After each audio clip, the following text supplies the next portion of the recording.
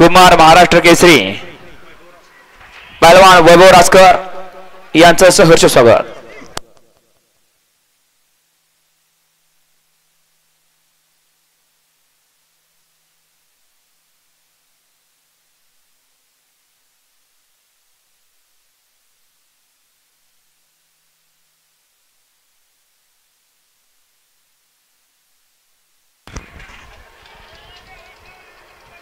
आता झालेल्या शर्यतीमध्ये डावी साइड विजयी।